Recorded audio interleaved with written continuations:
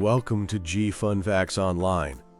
Today, we're talking about an invasion, a silent, insidious conquest, not of lands or nations, but of the very lifeblood of our planet. The invaders are microscopic, often invisible, yet their numbers are astronomical.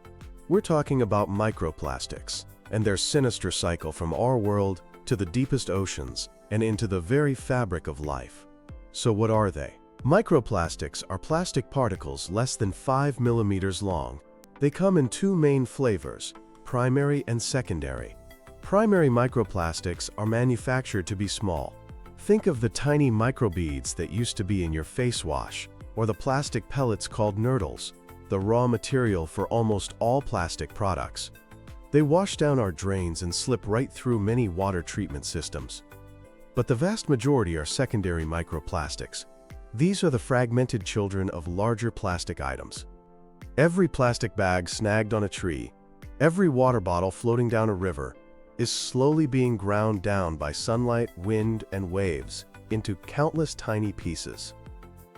And the sources are everywhere. A single load of laundry can release hundreds of thousands of microscopic fibers from our synthetic clothes.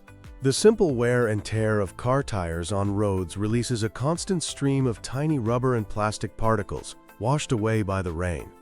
Even the paint on our buildings and ships contributes to this unseen flood. An estimated 80% of plastic pollution in the ocean starts on land. So how does it get there? The main routes are rivers and the atmosphere. Rivers act as plastic superhighways.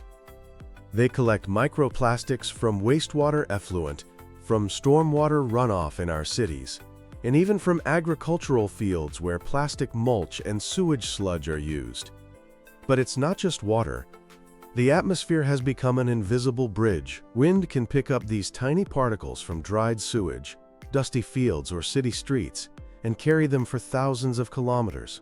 Scientists have found microplastics in the air over remote oceans, and even in the snow of the Arctic. It rains and snows plastic. And of course, there's direct entry. The shipping and fishing industries are huge contributors through accidental spills of plastic pellets and, most significantly, lost or abandoned fishing gear. Those ghost nets are made of durable synthetics and break down into microplastics for decades. Once in the ocean, a plastic particle begins a long, chaotic journey. The buoyant types, like polyethylene, float on the surface. They get caught in massive, rotating ocean currents called gyres. This is how we get the infamous garbage patches, like the Great Pacific Garbage Patch. But these aren't solid islands of trash. They're more like a thick, soupy mess of plastic fragments. And microplastics make up a huge portion of the particle count. But that's just the tip of the iceberg, literally. A staggering 99% of the plastic that enters the ocean is believed to be beneath the surface. How does it sink? One key process is called biofouling. As soon as a particle hits the water, it's colonized by microorganisms. This living layer, or biofilm, makes the plastic denser, and eventually it sinks. Another mechanism is marine snow. This is a continuous shower of organic debris falling from the surface to the deep sea. Microplastics get tangled in this sticky matrix and hitch a ride down to the ocean floor. The deep sea is now considered a major sink for microplastic pollution. We're finding shocking concentrations in deep sea sediments everywhere, from the Atlantic to the Antarctic. These deposits represent a vast, buried reservoir of our plastic pollution that could remain there for millennia. But the journey doesn't end in the sediment. This is where it enters the food web. Marine animals ingest microplastics through a simple case of mistaken identity. Tiny zooplankton, the base of the entire marine food web, are filter feeders. They consume anything of the right size, including microplastic particles. Larger animals aren't safe either. Filter-feeding giants like baleen whales can ingest enormous quantities. Sea turtles mistake plastic bags for their favorite food, jellyfish. When a fish eats contaminated zooplankton, it ingests the plastic too. This is called trophic transfer. Once ingested, these plastics can build up in an organism's body, a process called bioaccumulation. There's a debate about whether they biomagnify, meaning the concentration gets higher as you go up the food chain, but the evidence is clear that they do transfer from prey to predator. But the plastic particle itself is only half the problem. Think of it as a toxic Trojan horse. Plastics contain chemical additives like flame retardants and plasticizers, which can be toxic. These can leach into an animal's tissues. Even worse, the surface of microplastics acts like a sponge for other dangerous pollutants already in the seawater, like pesticides and industrial chemicals.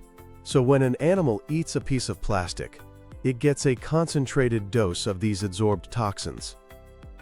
This has devastating health impacts on marine life.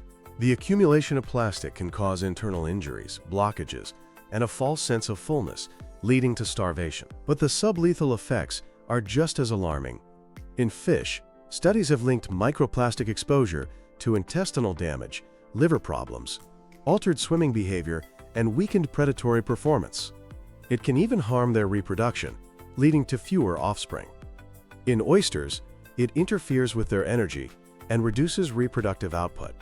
Microplastics have been found deep within the organs of sea turtles, their hearts, kidneys, and livers, raising serious concerns for their survival. And this brings us to the human connection. Seafood is a primary source of protein for billions of people. By eating contaminated fish and shellfish, we are eating microplastics. It's estimated that a heavy European shellfish consumer could ingest up to 11,000 plastic particles every year. While most are likely excreted, the smallest particles, nanoplastics, may be able to pass from our gut into our bloodstream and accumulate in organs. The potential health risks are deeply concerning. They include physical irritation and inflammation in our gut, chemical toxicity from the leaching additives and adsorbed pollutants, and a disruption of our delicate gut microbiome. Some researchers even suggest long-term exposure could increase the risk of chronic diseases like type 2 diabetes and heart disease. The microplastic cycle is a stark symptom of our global plastic addiction. From the highest mountains to the deepest oceans, these particles have infiltrated every corner of our planet, a persistent reminder of our throwaway culture. The journey links our daily choices directly to the health of the oceans and, ultimately, to ourselves. Confronting this plastic tide requires a fundamental shift. We must drastically reduce our reliance on single-use plastics. We need to improve waste management and recycling globally. We need to invest in advanced filtration technologies and develop truly biodegradable alternatives.